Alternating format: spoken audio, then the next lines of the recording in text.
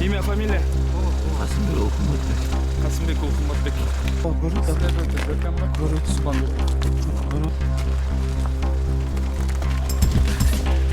Прозрачный пакет с запахом. Вещество коричневого цвета. Так, в правом кармане куртки карта на милиции Касымбекова Куматбека, внутри которого имеет 3